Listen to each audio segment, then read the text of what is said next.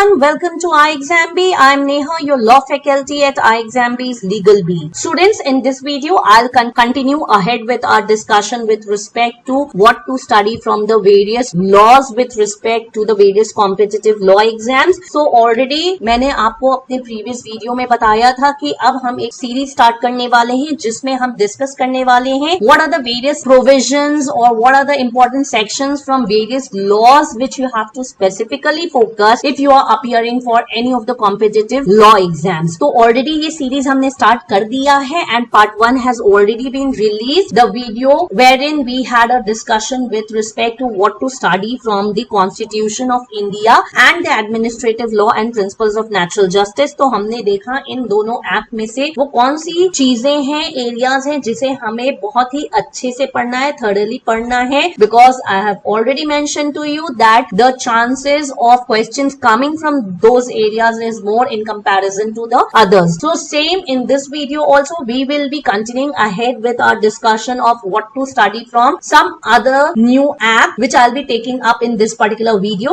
and for that you need to remember to subscribe to our channel and press on the bell icon so that you are tuned to our channel and you are updated. अगर आपने miss कर दिया है हमारा previous video देखना, that is with respect to Constitution and the administrative law and principles of natural justice, so you can go to the description of this particular video wherein you will find the link of that previous video. But do remember to avail this opportunity of using the important discussions which we have brought up with respect to making your preparations easy for the various competitive law exams. Now moving ahead with our today's discussion, तो आज हम अपने इस video में discuss करेंगे what are the areas from where you have to focus specifically if you are studying the Arbitration and Conciliation Act. So what to study from Arbitration and Conciliation Act is what we are going to focus in this particular video, and आज हम discuss करेंगे वो कौन से sections हैं, वो कौन से provisions हैं Arbitration and Conciliation Act के अंदर जिन पे आपको ज्यादा फोकस करना है, as I already mentioned, क्योंकि वहां से questions आने की probability ज्यादा है in comparison to the others. Okay, now moving ahead with our discussion, सबसे पहले जैसा कि मैं डिस्कस करती हूँ मेरे हर वीडियो में कि particular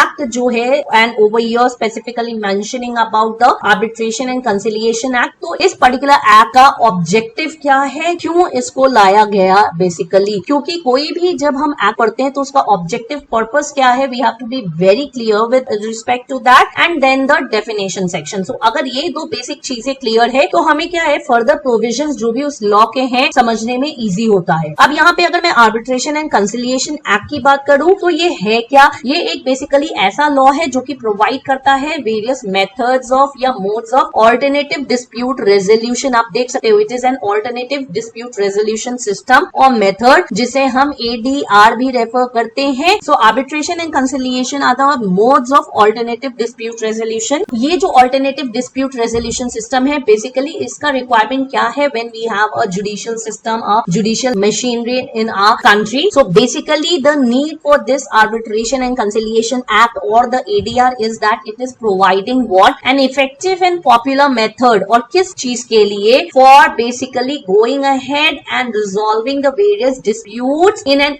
easy and speedy way, and there the delivery of justice is basically being made easy and provided in a speedy way. तो यहाँ पे जरूरत इसीलिए पड़ी इस particular act की क्योंकि we know that our courts are overburdened with various matters, and so it takes time for justice to be delivered and the issue to be resolved in a speedy manner. So this is the need of this particular act, and जो लोग basically resolve कराते हैं ये disputes party के बीच में उन्हें arbitrator या conciliator refer किया जाता है. अब ये जो हमारा Arbitration and Conciliation Act है basically it has its foundation or basically it is based on the unilateral model laws which actually provides that model law on which the various countries they have to basically have their Arbitration and Conciliation Act based on, and basically India में जो ये Arbitration and Conciliation Act effect में आया it is purely based on this unilateral model laws only, and then it has been brought into effect. Now moving ahead with our discussion with what are the specific sections जिसे आपको focus करके पढ़ना है Arbitration and Conciliation Act के अंदर, तो यहाँ पे आपका सबसे पहले आ गया definition section. So without a say, as I have told you in my previous videos also, objective और डेफिनेशन वो दो चीजें ऐसी हैं कि अगर आप उसको अच्छे से पढ़ोगे और समझोगे तो आपको फर्दर प्रोविजंस पढ़ना और समझना इजी हो जाएगा. So definition section you have to be very thorough with. Next comes our waiver of right to object. So basically ये सेक्शन हमें इंफॉर्मेशन देता है, प्रोवाइड करता है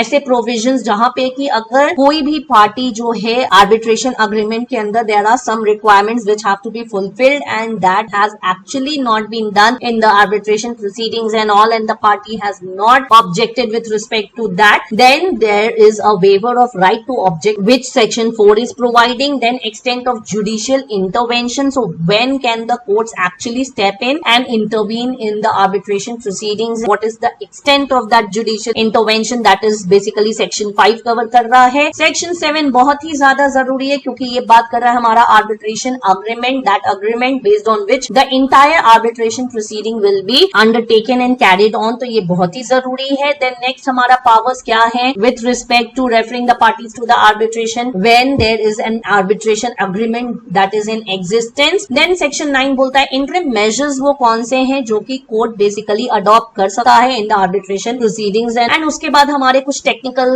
एस्पेक्ट्स हैं जो कि हमें पता होने चाहिए बिकॉज यहाँ से भी क्वेश्चंस आते हैं. And so to mention over here number of arbitrators कितने होंगे, उनके अपॉइंटमेंट कैसे होंगे, प्लेस ऑफ आर्बिट्रेशन क्या होगा, ये सारी चीजें बहुत ही बेसिक और इंपॉर्टेंट है. तो आपको इसका भी इंफॉर्मेशन होना चाहिए, नॉलेज होना चाहिए. सेक्शन 17 हमारा प्रोविजन ले डाउन करता है interim measures which can be ordered by the arbitral tribunal. So section 9 में हमने देखा इंटरिम मेजर्स जो कोर्ट ऑर्डर कर सकती है एंड इंटरिम मेजर्स जो है बेसिकली आर्बिट्रल ट्राइब्यूनल क्या ऑर्डर कर सकते हैं वो जो है हमारा सेक्शन 17 में है. नाउ मूविंग अहेड फर्दर आप यहाँ देख सकते हो कमेंसमेंट कैसे होगी आर्बिट्रेशन प्रोसीडिंग्स की, लैंग्वेज क्या होना चाहिए with respect to the proceedings which will be undertaken. Then time limit जिसमें कि आर्बिट्रल अवार्ड जो है that has to be basically given. So that time limit that period is also very important with respect to the arbitral award. Basically it is आप कह सकते हो final determination होता है जो भी क्लेम है पार्टीज के या part of the claim and all those things that are being decided. Then fast track procedure क्या है, सेटलमेंट कैसे होगा, provision that has been contained under section 30. Then हमारा है form and content of arbitral award, what all has to be there in the arbitral award that has been provided under this particular section 31. Next हमारा बात होता है यहाँ पे commencement of conciliation proceedings. तो अब हमारा सेक्शन 62 जो है वो फोकस करता है उन प्रोविजंस पे which is providing that how the conciliation proceedings that can B commenced initiated. अब यहाँ पे भी कुछ टेक्निकल क्वेश्चंस है जैसे हमारे आर्बिट्रेशन में थे कि नंबर ऑफ कंसिलिएटर्स कितने होंगे, उनके अपॉइंटमेंट कैसे होंगे, तो आपको ये अगेन पता ही होना चाहिए. Then moving further you can see over here communication and disclosure of information जो है जो conciliation proceedings in all conduct होगी उसके अंदर that is important over here under section 69 and 70. Then the settlement agreement. So as we had our arbitration agreement over there, over here we have the settlement agreement. So the various aspects और contents with respect to the settlement agreement वो आपको again clear होना चाहिए. Confidentiality से related provisions and lastly what you have to cover is the termination of the conciliation proceedings, how that can be terminated and all the provisions with respect to that. So ये कुछ ऐसे sections हैं arbitration and conciliation act के जिन पे आपको बहुत ही ज्यादा focus करना है, थॉरली समझना है क्योंकि for sure these are the areas from where the question will be coming